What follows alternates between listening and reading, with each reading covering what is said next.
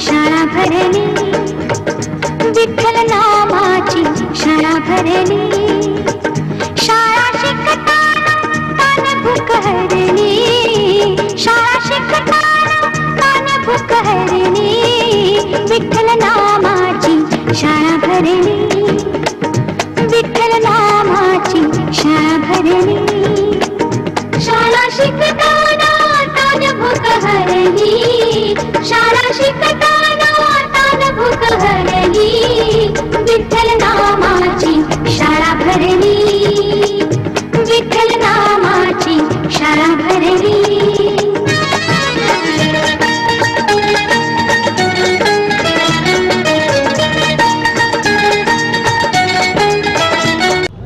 कशी वाटते? गेल्या काही वर्षापासून बेलापूरमध्ये जी दिंडी मुक्कामी असते त्या दिंडीमध्ये राजाभाऊ वाजे यांच्या माध्यमातून या ठिकाणी जे वारकरी असतात त्यांना फिजिओथेरपीची सेवा दिली जाते. मी तर म्हणेल खरोखर वाजे साहेबांच्या माध्यमातून जी सेवा रुग्णांना आपल्या वारकऱ्यांना दिली जाते ती खरोखर पांडुरंगाची सेवा या ठिकाणी केली जाते. कारण वारकरी चालताना थकतो आणि थकल्यानंतर त्याला आरामाची गरज असते आणि हे डॉक्टरांच्या माध्यमातून जी त्यांची सेवा केली जाते, मालिश केली जाते आणि खरोखर जे वारकरी आहे ते ताजे तवा नेऊन पुन्हा दुसऱ्या दिवशी व्यवस्थित चालायला लागतात पांडुरंगाच्या दर्शनाच्या दृष्टिकोनातून.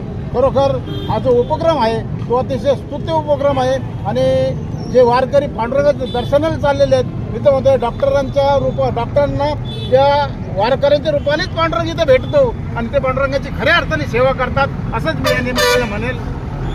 नक्कीच डॉक्टरांच्या रूपातच पांडुरंग भेटतो असा मोलाचा संदेश. आपल्यासोबत आणखी काही ग्रामस्थ आपण त्यांना विचारू, काय सांगाल या उपक्रमाविषयी? आता दिंडीच्या जवळ येते वारकऱ्यांची जी सेवा होती ही वारकऱ्यांची सेवा गावाचे गावकरी त्यानंतर पत्रकार सामाजिक कार्यकर्ते या ठिकाणी या वारकऱ्यांची सेवा करत असतात. त्याचबरोबर या डॉक्टरांची जी सेवा वारकऱ्यांच्या हातून होते ही सगळ्यात मोठी बाब आहे. नक्कीच ही जी वारकऱ्यांची सेवा ही नक्कीच मोठी बाब असून या डॉक्टरांमध्येच किंवा आमदार खासदार राजाभाऊ वाजे यांच्यामध्येच कुठेतरी पांडुरंग या वारकऱ्यांना दिसतो. त्याचप्रमाणे राजाभाऊ वाजे यांच्या माध्यमातून ही सेवा अशीच अविरतपणे पुढे चालावी.